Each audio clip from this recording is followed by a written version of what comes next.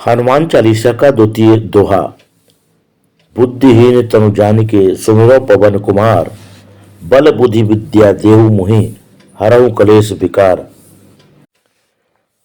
श्री तुलसीदास जी ने कहा कि हे पवन कुमार हनुमान जी, श्री राम जी के चरित्र वर्णन करने के लिए मेरी बुद्धि में इतना बल नहीं कि मैं श्री राम चरित्र का वर्णन कर सकूं, क्योंकि मैं अपने बुद्धि बल को जानता हूं। इसलिए बुद्धि बल प्रदान करिए।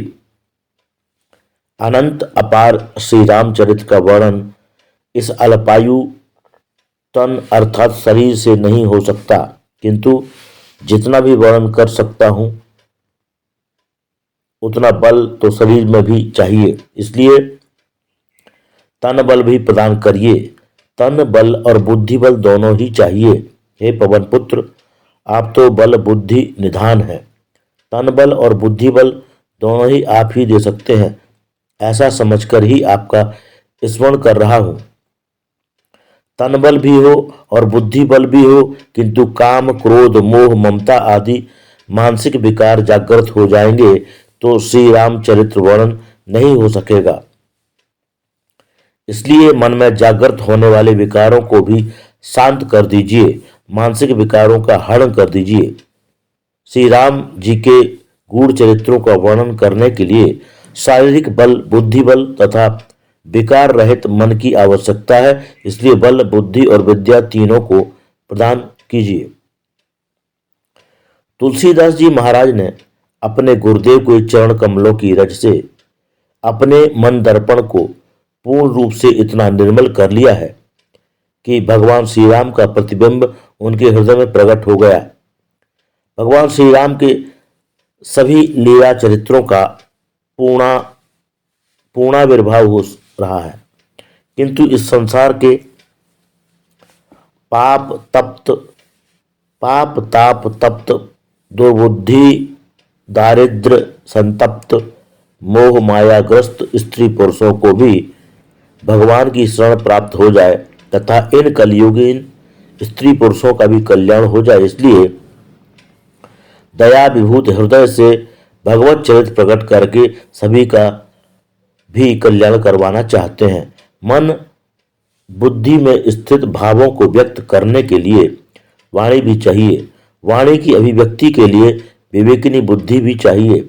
शारीरिक बल संपन्न व्यक्ति की ही सुस्पष्ट वाणी निकलती है। इसलिए तुलसीदास जी ने पवन तनय हनुमान जी से बुद्धि बल की याचना तथा निरोग शारीरिक बल की याचना की है।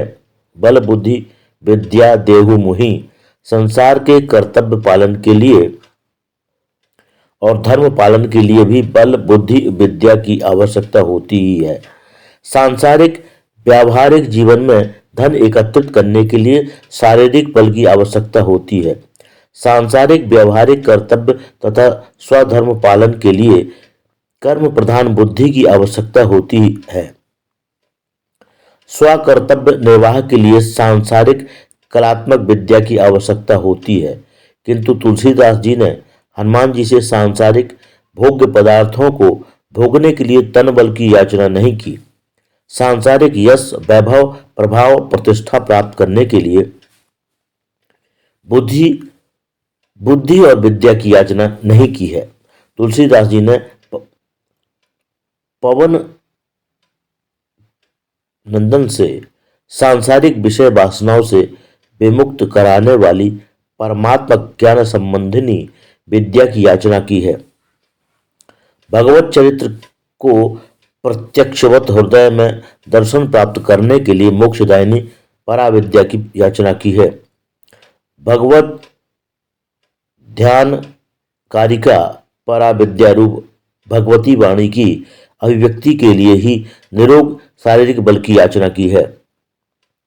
विवेकनी बुद्धि की याचना की है, अर्थात निर्मल निर्वासनिक मन हो, मुक्तिदायिका पराविद्या संपन्न बुद्धि हो तथा भजन करने के लिए तथा हृदय में स्फुरित भावों को लेखन द्वारा अक्षरांकित करने के लिए तन बल हो, तो ही भगवान के प्रति जागृत श्रद्धा और भावों को व्यक्त किया जा सकता है। सर्व कल्याणकारक, पाप तापहारक स्तोत्र आदि की रचना हो सकती है। भक्ति, भक्त और भगवान, इन तीनों के प्राकट्य के लिए भगवत भक्त का अनुग्रह ही परम आवश्यक होता है। हनुमान जी ही अनुग्रह करेंगे, तभी श्री राम जी के निर्मल विशद लीला चरित्रों का रहस्य ज्ञात होता है। हनुमान चालीसा